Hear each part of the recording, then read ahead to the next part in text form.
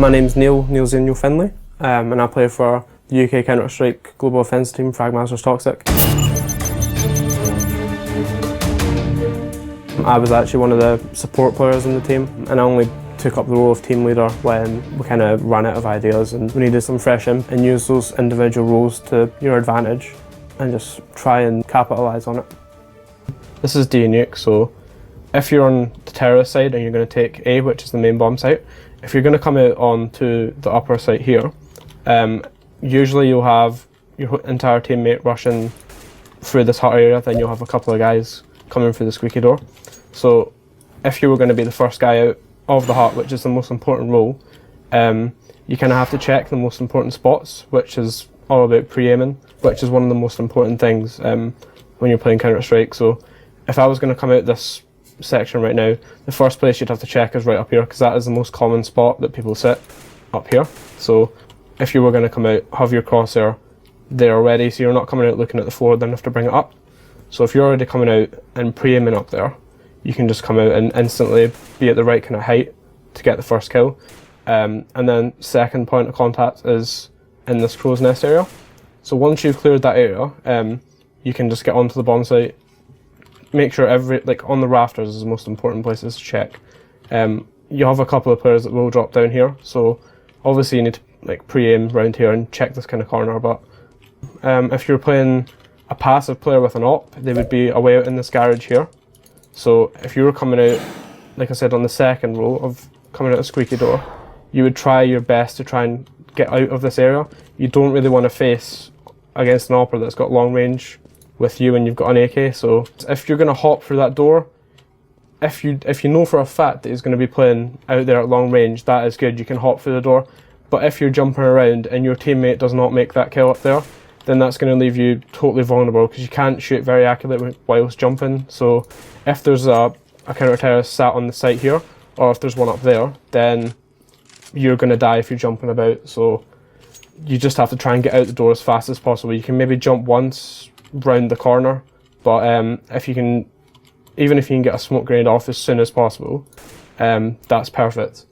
What a lot of teams do and what we do as a strategy, you can actually you can grenade out of the door. So you can have one guy sitting back here and chucking a grenade off that door and blowing it up, and then if you chuck a smoke grenade just through that gap there, that should land perfectly in this main area, so you can smoke that off before you guys are even out. So if you can set up strategies before and get that down to a T, you can time it perfectly. So as soon as that grenade goes off, the door is going to be open, and then half a second after that smoke grenade is going to be down. So you're covered completely from that area, and you can just get out, and you don't have to worry about your back really at all. So you can do it with flashbangs as well, and it'll even blind the people up there that are coming onto the site. So yeah, that's ideal. If you can get that down, then it's a really good tactic to do. Like I was saying about pre-aim as well, if you've got a spare person, you have your first two players going out here, and then you'll have one guy just coming to the hut and spotting through that smoke, just in case a counter-terrorist tries to take it really quickly. You can just sit there and hold it off. If you were a counter-terrorist and you were going to play more aggressive, a lot of players like to get into this spot here. So they'll just kind of wait behind the hut and just sit here, and then flashes coming through the skylights out there won't blind you at all.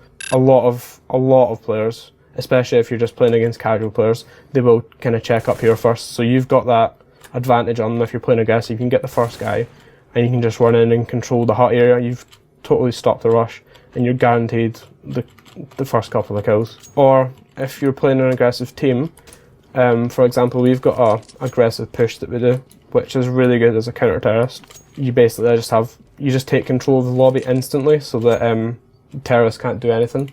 So if you've got the first three guys in your team with the best spawns from CT, you come all the way down here. So the first three guys will just rush through, keep their guns out, and they'll just take control of this area. And a lot of the time, the terrorists will just be sitting here getting set up and getting ready to do a slow round.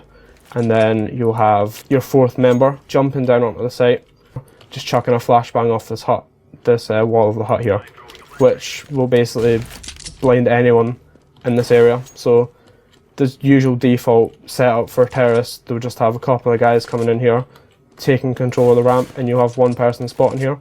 So if you're playing against an aggressive team, which has only really done a couple of rounds, so that flash totally eliminates this person here.